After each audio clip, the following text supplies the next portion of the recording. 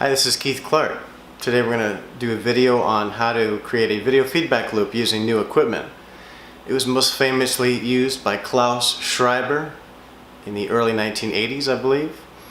And since then our technology has changed. They used to use old CRT televisions, and today we're going to try to show you how to use a digital camcorder and a television. So let's begin.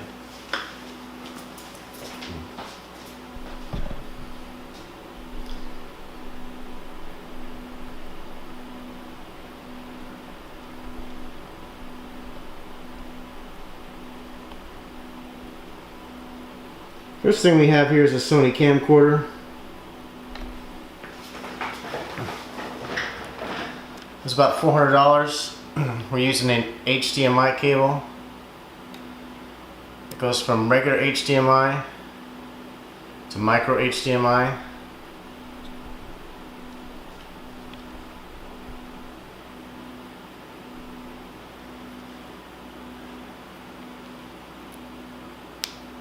I'm going to go ahead and plug it in.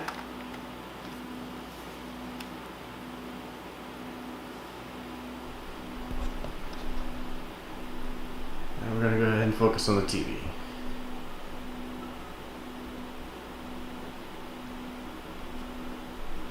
Turn the autofocus off so I don't get stuck with that.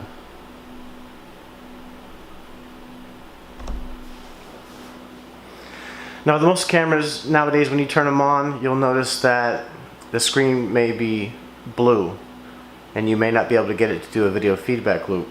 That's because there's a lot of settings in the camera that actually, for the most part, try to prevent this.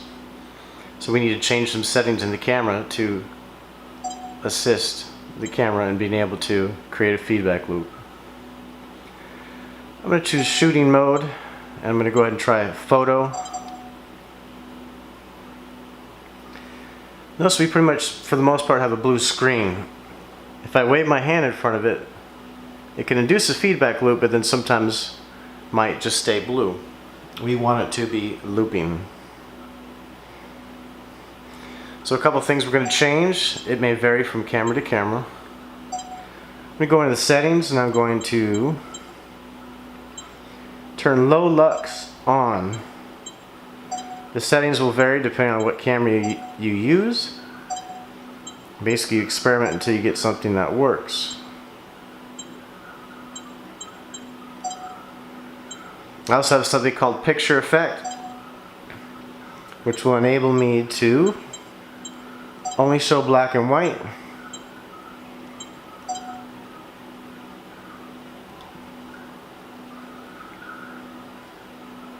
Which is something I prefer.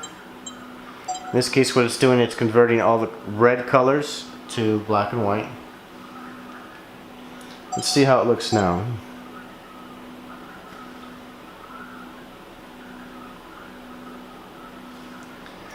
For good practice, most TVs, including CRT televisions and LED TVs, have a glossy finish, which means it would be best practice not to stand where you can see your reflection in the TV.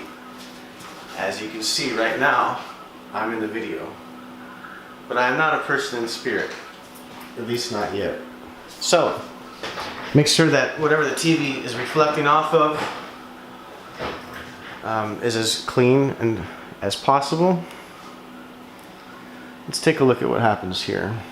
So if you zoom in, you'll get a different response. People usually tend to find that when the images are slightly cloudy and not too jagged, that's when you'll tend to find you'll be able to see images of spirit. If you zoom in too far, you'll begin to get digital effects such as patterns and grids. Probably not the best case scenario for work with spirit. So we're going to zoom back out. Typically what I prefer to do, though it may vary depending on the person, is the camera is never in front of the TV. It's always off to the side.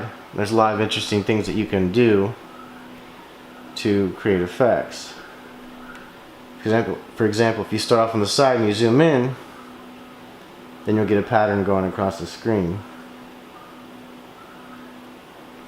If you leave a little bit of the border of the screen, you'll notice you'll be able to induce a feedback loop.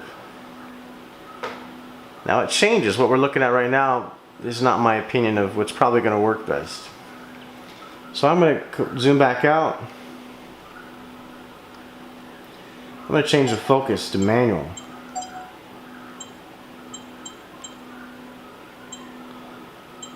If you have other things like steady shot and other types of settings, you might want to turn those off. Basically turn off anything that's intelligent.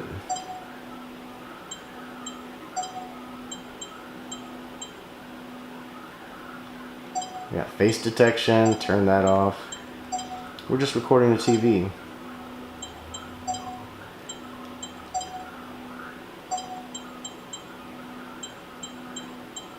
So you set to black and white. Turn low lux on. I'm going to change the exposure. I'm going to tell it to be manual. This means the camera won't be working hard to adjust the picture that it sees. Only thing is, it's got this ugly little button on the screen, which is not something I prefer. Let's see if it looks any different in movie mode once the items go away, and we're left with the same thing. So for this particular camera, turning off the focus from auto to manual is probably not the best idea. So we're just going to leave it. This camera's a little picky. Notice I have items on the screen that I don't care for or want. They don't make camcorders like they used to. So I'm going to turn it off, turn it back on, plug it back in, and see if I can get it to where there are no items on the screen. Some cameras will actually change over a period of time. So if we continue to work with it,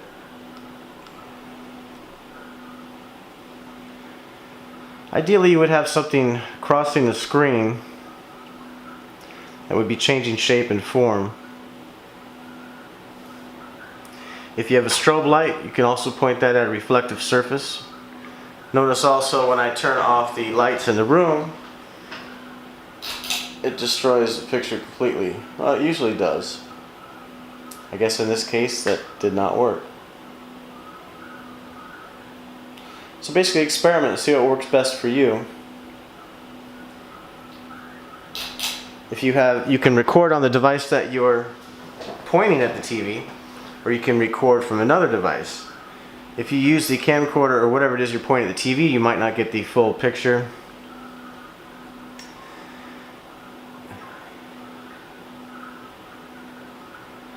This particular model is a Sony.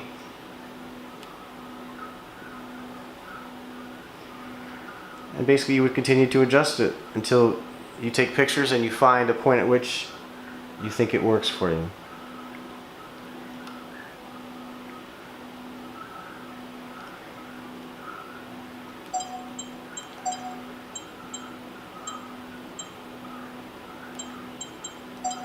Each camera is different. Each camera and TV combo is different. No two are going to be the same. So experiment and see what works for you. I prefer it when it looks a little bit cloudy and tends to move. And notice once you have a feedback loop started, if you kind of follow the rhythm, which is hard for me to do, at least without dance music, then you may be able to get it to fluctuate different ways. Sometimes once you get it started, it will continue on its own. Now, typical video used to record at 30 frames a second in the United States, and people would record and they would go frame by frame. That's 30 pictures a second. If you record for 5 minutes, then you have a long time reviewing video. I prefer to actually take pictures with another camera. If you have something that takes maybe 5 frames a second, then it may be easier work for you. That's it for today. That's how to create a video feedback loop. Thank you.